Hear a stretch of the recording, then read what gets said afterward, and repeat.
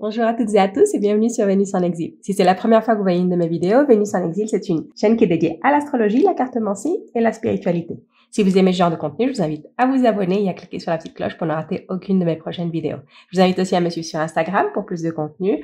Je publie sur Instagram des oracles du jour et plus de contenu astrologique. Et nous allons commencer maintenant avec la série de vidéos d'aujourd'hui. Nous allons voir les taroscopes pour le mois de mai pour chaque signe.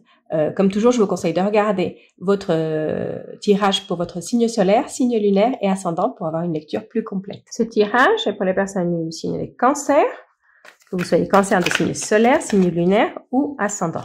On va tirer une première carte pour les cancers, qu'on va laisser pour la fin de votre lecture. Et on va commencer à voir les énergies pour vous, cancer, pour ce mois de mai. Nous allons regarder dans un premier temps les énergies qui sont en lumière, c'est celles qu'on peut voir, qu'on peut saisir, les énergies disponibles. Et ensuite, nous allons voir les énergies qui sont dans l'ombre, ce sont les énergies qu'on ne voit pas, ça peut être parfois des blocages, ça peut être des atouts qu'on ne voit pas, et ça peut être aussi des situations qui sont en train de se mettre en place et qu'on va voir à la lumière dans les prochaines semaines, les prochains mois. Okay, on va commencer par une première coupe. Les cancers, on a l'union et les pourparlers. Ici, ça me parle de discussion en couple. De discussion en couple, ça peut être aussi des discussions que vous avez avec un associé ou une associée. Ici, l'union, ça peut être aussi au niveau professionnel, mais quelqu'un avec qui vous êtes associé, quelqu'un avec qui vous êtes au même niveau. Donc, c'est un associé ou une associée, pas un chef ou une chef. Hein. Et ou en couple. Donc ici, on a des discussions, il y a des choses qui doivent être dites, il y a des choses qui doivent être réglées. Les discussions peuvent être animées. Ici, les discussions peuvent être animées, mais je sens qu'elles sont importantes, que c'est des discussions qu'il faut avoir. C'est pas à éviter, c'est des choses qu'on ne doit pas éviter, c'est des choses qu'on doit parler de ça. Donc, on va voir.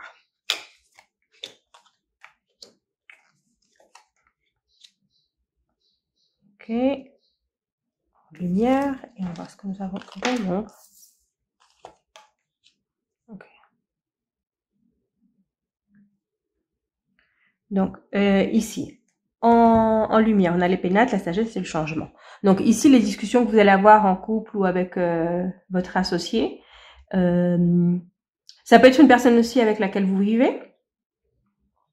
C'est une discussion qu'il faut avoir par rapport à là où vous vivez, à prendre des décisions qui ont un rapport avec là où vous vivez et un changement. Donc, peut-être que si vous êtes en couple et que vous pensez avec votre partenaire déménager, vous allez peut-être pas être d'accord sur quand déménager, où déménager, et il va falloir en parler parce que ici il y a du changement par rapport à ça, il y a du changement par rapport à là où vous vivez et aussi du changement par rapport à ce que vous faites, les décisions. Ici, j'ai l'impression que c'est plus professionnel, les décisions professionnelles que vous devez prendre. Peut-être que c'est pour certaines personnes, ce déménagement, c'est plus c'est aller dans une autre ville ou ailleurs où il va devoir aussi y avoir un changement au niveau du travail ou de votre activité principale. Mais c'est des décisions importantes à prendre parce qu'il y a un changement qui arrive et il faut en parler. Il faut en parler.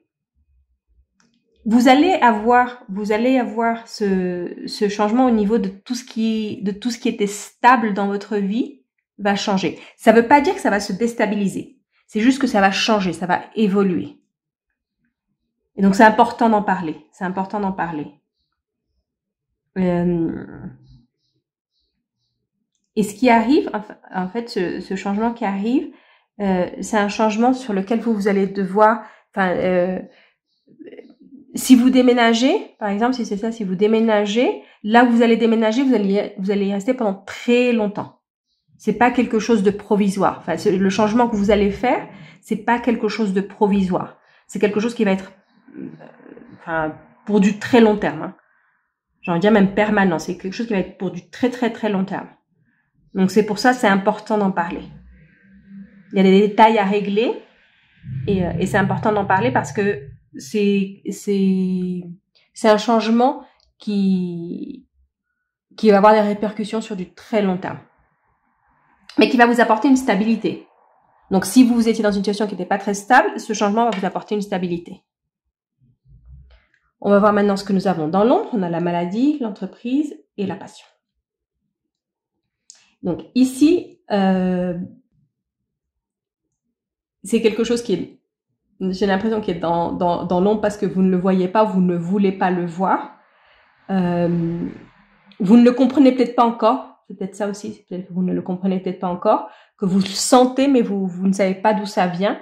Il y a comme un malaise avec ce que vous faites dans la vie, votre travail, il y a comme un malaise avec ça. Et vous, comme ça c'est dans l'ombre, j'ai l'impression que vous l'attribuez à d'autres choses, vous l'attribuez à des choses qui sont externes. Par exemple, mes collègues sont comme ça, ou les projets sur lesquels je travaille en ce moment sont comme ci. Vous l'attribuez à quelque chose qui est externe, et le malaise il est plus interne. Le malaise c'est plus un malaise qui a un rapport avec la vocation, avec ce que vous voulez vraiment faire. Il y a comme quelque chose en vous qui n'est plus connecté avec ce que vous faites. Donc tout dépend du type d'activité que vous avez, mais vous n'avez plus comme envie de le faire. C'est quelque chose qui, il y a comme quelque chose qui s'est cassé, quelque chose où vous ne croyez plus en ce que vous faites, mais vous ne vous en rendez pas encore compte. Vous, parce que ça c'est encore dans l'ombre, donc j'ai l'impression que vous attribuez ça à des choses qui sont externes. C'est les collègues, c'est les projets, c'est pas un bon mois, par exemple, si vous êtes dans la vente ou quelque chose, c'est pas un bon mois. Le mois dernier non plus, c'était pas génial. Mais en fait, c'est pas vraiment les ventes qui posent problème. C'est vous, ce que vous avez envie de faire, ce qui vous passionne. Ici, cette carte de la maladie, je le vois plus comme comme quelque chose qui est en rapport avec votre motivation, avec ce qui vous fait vous lever le matin. Ça vous passionne plus. Vous avez besoin de retrouver la passion et peut-être de changer d'activité. C'est quelque chose que vous avez fait jusqu'à maintenant et là vous vous dites non, c'est plus ça. Vous allez vous en rendre compte, vous allez finir par vous en rendre compte de ça. C'est un peu comme une crise. Peut-être que certaines personnes c'est peut-être une crise vocationnelle que vous êtes en train de passer et vous allez vous en rendre compte après que vous dites non, en fait, j'ai envie de faire quelque chose de complètement différent. De changer complètement de cap. Et c'est peut-être pour ça qu'il y a les discussions ici avec soit l'associé, soit dans le couple par rapport à des décisions par rapport où l'on va vivre et des choses comme ça, parce que il y a ça qui se passe en vous et vous êtes pas vraiment à 100% dans le reste, parce qu'il y a quelque chose en vous qui est en train de bouger. Mais vous vous en rendez pas compte encore. Et peut-être que la décision à prendre, c'est par rapport à quelque chose qui va vous donner plus de stabilité au niveau du travail. Par exemple, si vous avez votre propre entreprise, c'est peut-être une décision avec votre associé pour une expansion, pour faire ouvrir une nouvelle succursale. Si vous avez par exemple une entreprise qui a plusieurs succursales, c'est quelque chose qui va faire de plus grand. Et vous êtes dans cette discussion avec votre associé, votre partenaire, parce que il y a quelque chose en vous qui vous dit non, parce qu'en fait, vous avez plus envie de faire ça. Et donc, de prendre une décision et d'agrandir, vous avez plus envie de faire ça. Ça peut être aussi par rapport au couple. Donc, si la décision par rapport au couple, c'est d'aller vivre ensemble ou d'acheter une maison, de prendre une décision importante de ce genre, quand je vous disais c'est quelque chose qui est sur du long terme d'important, peut-être de permanent, c'est acheter un bien immobilier, et vous êtes pas d'accord parce qu'en fait en vous il y a quelque chose qui dit mais je crois que cette relation, je suis plus à l'aise, me sens plus bien dans cette relation, mais vous ne le reconnaissez pas encore, et donc vous le projetez sur des choses externes. On va voir maintenant avec une coupe de Mademoiselle Lenormand.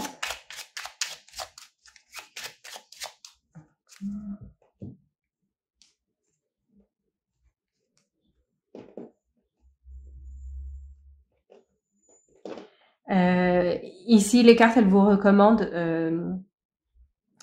elle vous recommande de faire un peu un nettoyage énergétique, de nettoyer autour de vous, nettoyer autour de vous. Nettoyez un peu l'énergie autour de vous, prenez l'air, prenez l'air. Ça peut être aussi vous éloigner un moment, prendre peut-être juste un week-end, une retraite, faire une retraite, un week-end, quelque chose qui vous permet de vous reconnecter. Et c'est quelque chose qui va vous permettre de comprendre ce qui se passe ici. Il y a comme beaucoup